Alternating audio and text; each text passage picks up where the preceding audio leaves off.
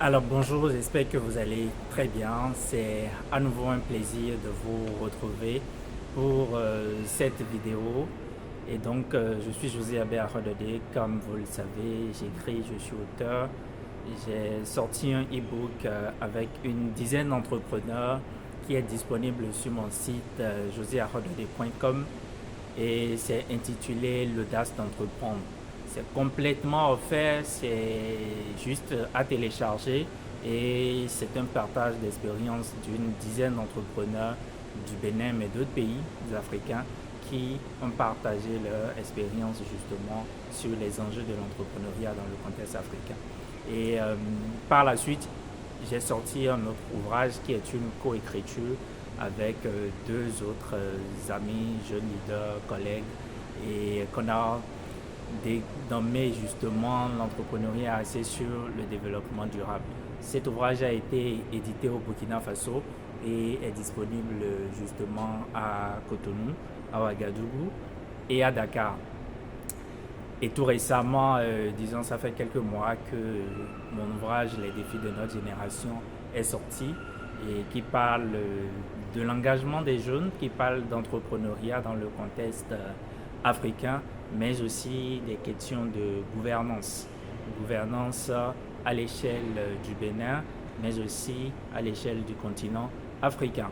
C'est toujours un plaisir pour moi chaque fois de recevoir vos feedbacks et j'ai pris la résolution de poursuivre et comment continuer par offrir des formats vidéo de partage. Et donc c'est pour ça qu'on est encore là aujourd'hui. Actuellement, je suis à Bruxelles et je voudrais vous partager un ouvrage que j'ai eu le temps de lire, de découvrir il y a quelques mois et que je souhaite partager avec vous. Et justement, le titre de cet ouvrage, c'est Partage. Partage, comme son nom l'entend, comme ça se dit, comme ça s'entend, c'est un partage d'expérience. Partage d'expérience d'un homme d'action.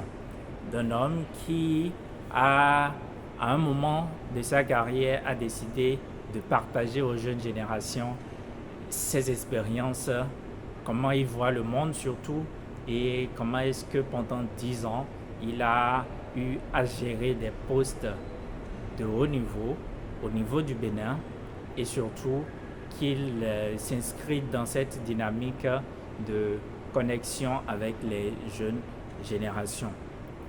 Et vous devinez sûrement de qui il s'agit. Il s'agit de Antonin Dossou.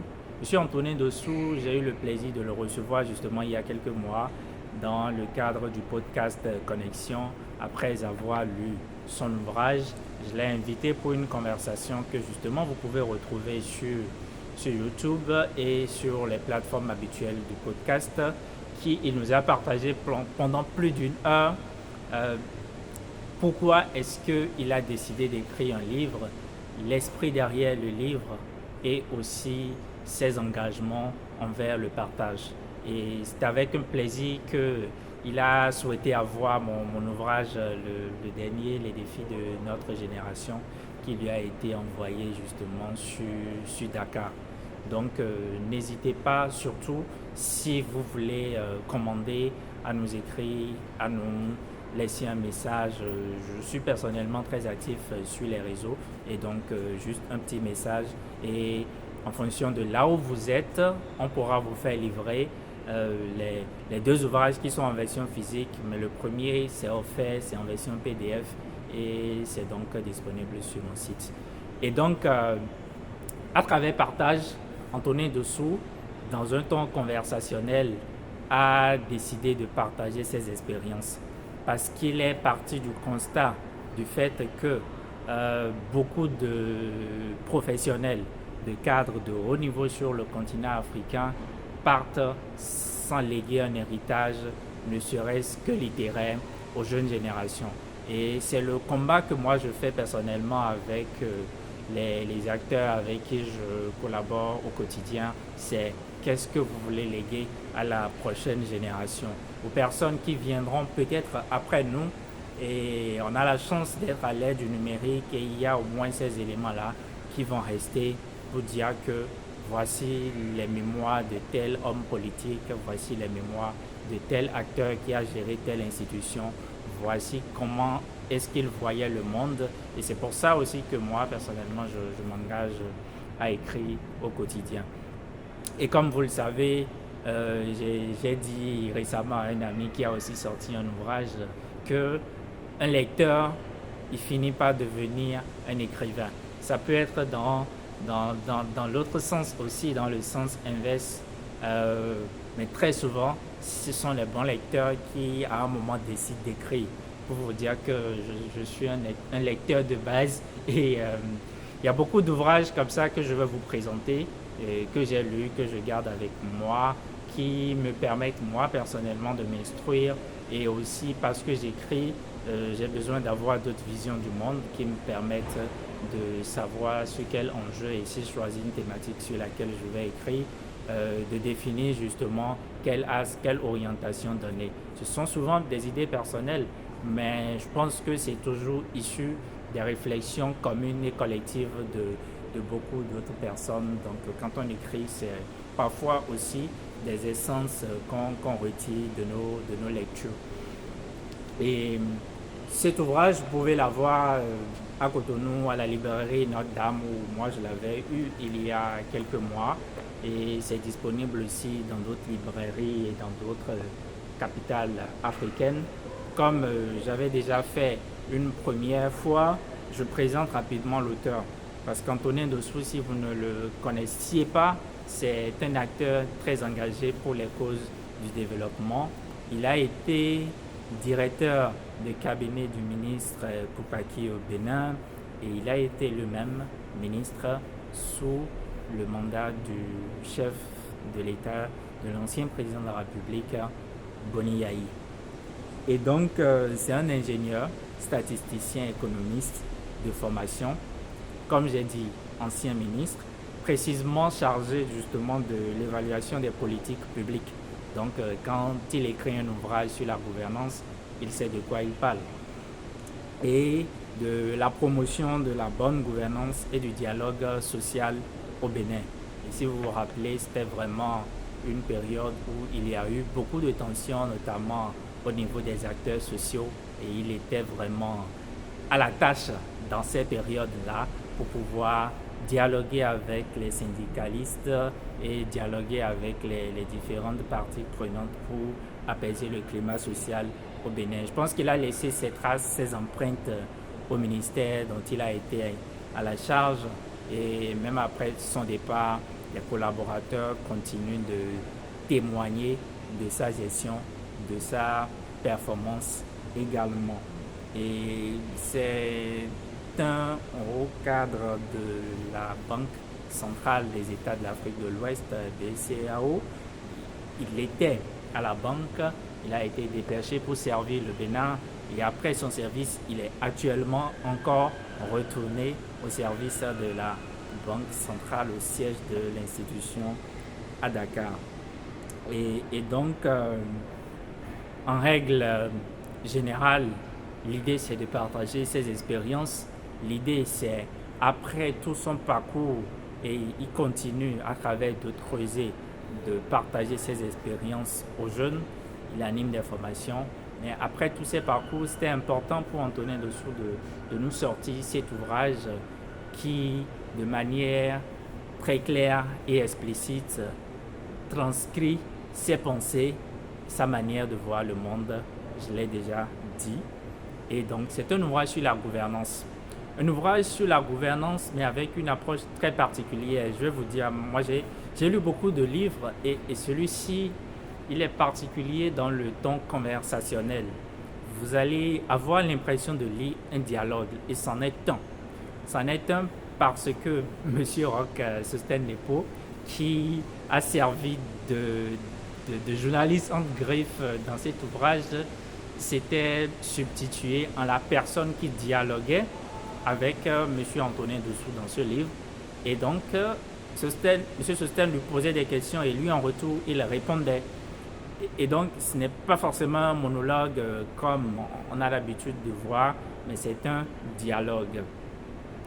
Donc, Monsieur Sosten lui pose des questions et il revient en retour de réponse. Il réagit sur une question précédente et c'est à travers ce fil conducteur justement que la conversation, que le livre et les différentes parties du livre se sont déclinées. Donc c'est très instructif et peut-être qu'on va y penser pour de prochains projets d'écriture aussi. C'est un très bon modèle d'écriture de livre. Et juste vous lire la synthèse et surtout le mot qu'a laissé Paulin Rontondi, qui a justement fait la préface. Voici donc un livre sur la gouvernance. Les problèmes posés ne concernent pas que le Bénin, ils concernent tous les pays du monde, et plus particulièrement les pays africains. Qu'on n'y cherche pas ce qu'ils ne prétendent pas donner. Les grands débats théoriques, par exemple, sur l'avenir du continent. Rappelez-vous, on est dans un contexte de crise actuellement dans la sous-région. Le devenir du franc CFA, Paulin Rontondi interpelle de ne pas s'attendre à avoir ces débats-là dans le livre.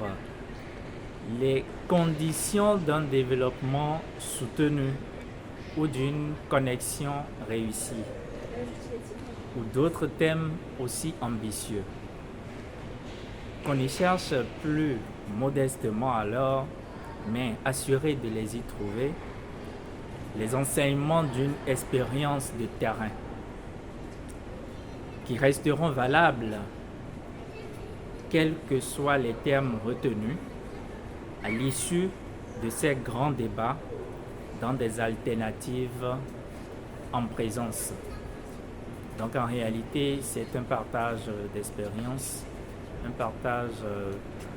sur plus d'une dizaine d'années.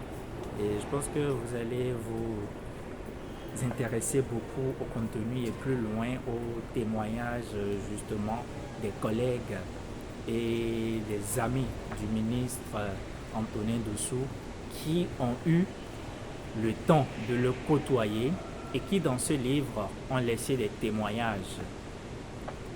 Par exemple, je prends juste un extrait de ces témoignages du directeur à la BCAO, au siège de la BCAO, M. Segué Diarisso, qui dit d'Antonin qu'il est un manager hors pair extrêmement pointilleux.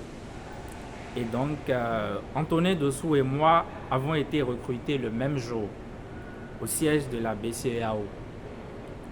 Il m'avait fait une très forte impression au point que j'étais surpris, comme bien d'autres, qu'il ne soit pas affecté à la cellule de recherche qui venait d'être mise en place, mais plutôt à la direction en charge de la formation.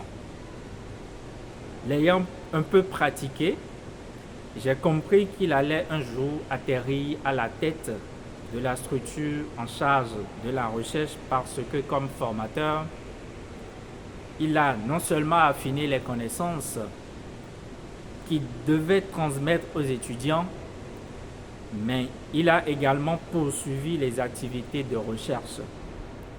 Et comme on était en droit de s'y attendre, il fut propulsé à la tête de la direction de la recherche et de la statistique du siège, où il mettra au grand jour son potentiel talent de manager, comme on peut le constater dans la très forte activité de production statistique et d'articles de très haute facture. C'est merveilleux. Quoi qu'on puisse dire, moi j'ai beaucoup retenu de l'homme, les partages de valeurs qu'il nous a transmis à travers son livre et surtout sa disponibilité à donner de son partage de ses expériences aux jeunes générations.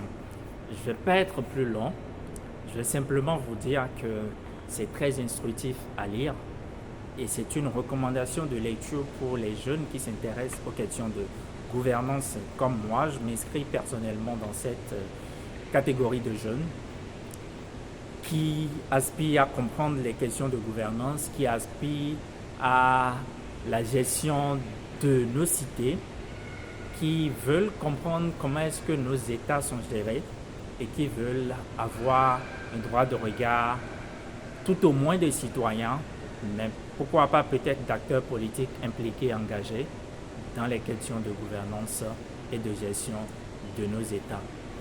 Je ne vais pas en dire plus. Allez chercher partage de Antonin Dessous, disponible. Si vous avez des difficultés à la voir, contactez-moi. On saura vous orienter, on saura vous guider vers des librairies, quelle que soit la zone dans laquelle vous êtes, pour que vous puissiez la voir. Et n'hésitez pas à revenir en feedback pour nous dire vos impressions de lecture. José Abbé Arodade, je suis agronome, socio-économiste de formation, également auteur, acteur de la société civile, très engagé pour les questions de développement, d'implication de la jeunesse dans les politiques de développement, d'entrepreneuriat des jeunes et également de leadership citoyen. Merci et à très bientôt.